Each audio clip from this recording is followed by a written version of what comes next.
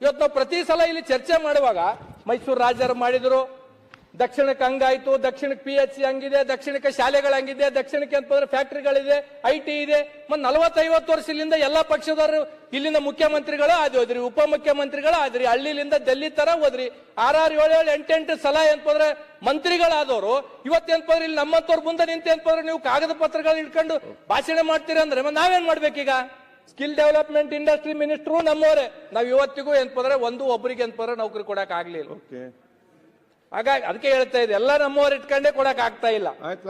ಹಾಗಾಗಿ sir 78 page ಇತ್ತು sir, ತಾವೇನ ಅಂತೀರಂತ cut off ಮಾಡಿ 14 ಪೇಜ್ ಎಲ್ಲರದ್ದು 100 ಪೇಜ್ ಇದೆ. ದಯಮಾಡಿ ಒಂದಿಷ್ಟು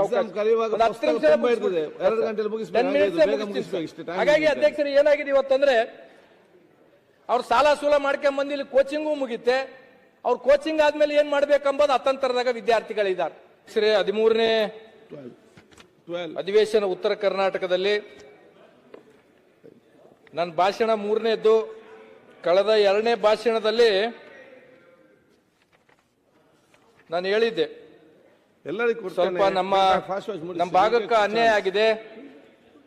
ಆ ನಿಟ್ಟಿನಲ್ಲಿ ನಾನು ಯಾವ ಅಕಾಮಿಡೇಷನ್ ತಗಂಗಿಲ್ಲ, ಟೀ ತಗಲ್ಲ, ಕಾಫಿ ತಗಲ್ಲ ಅಂತ ತಿಳ್ಕೊಂಡು ಹೇಳಿದೆ. ಅದ್ರ ಪ್ರಕಾರ ಇವತ್ತು ನಾವು ಯಾವುದು ತಗೊಂಡಿಲ್ಲ. ಆದ್ರೆ ನನ್ಗಿಲ್ಲಿ ಎಲ್ಲ ಮನೆಯಿಂದ ತಂದರೆ ನನ್ಗೆ ಇವತ್ತು ಬೆಳಗಾಂ ಜಿಲ್ಲೆದಾಗ ಬಂದಾಗ ನನಗಿರಕ್ಕೆ ಅವಕಾಶ ಮಾಡಿಕೊಟ್ಟಿರ್ತಕ್ಕಂಥ ಕಿತ್ತೂರು MLA ಮತ್ತು ದಂಪತಿಗಳಿಗೂ ಮತ್ತು ನಮ್ಮ ನಿಖಿಲ್ ಕತ್ತಿಯವರಿಗೂ ತುಂಬ ಹೃದಯ ಧನ್ಯವಾದಗಳು, ನನಗೆ ಎಲ್ಲ ರೀತಿಯಲ್ಲಿ ಅವಕಾಶ ಮಾಡಿಕೊಟ್ಟದಕ್ಕಾಗಿ. ಅಧ್ಯಕ್ಷರೇ, ಇದು 13ನೇ ಸೆಷನ್ ಬೆಳಗಾವದಲ್ಲಿ ಚರ್ಚೆ ನಡೀತಾ ಇದೆ. ಕೇವಲ ಚರ್ಚೆಗಳು ಮಾತ್ರ ಏನಪ್ಪಂತಂದ್ರೆ ನಡೀತಾ ಇದೆ. ಚರ್ಚೆಗೆ ಅಂತೆ ಯಾವಾಗ ಅಂತ ತಿಳ್ಕೊಂಡು ಕೇಳ್ತಕ್ಕಂಥದ್ದು ಇವತ್ತು ನಮಗೆ ಒಂದು ಪ್ರಶ್ನೆ ಕಾಡ್ತಾ ಇದೆ.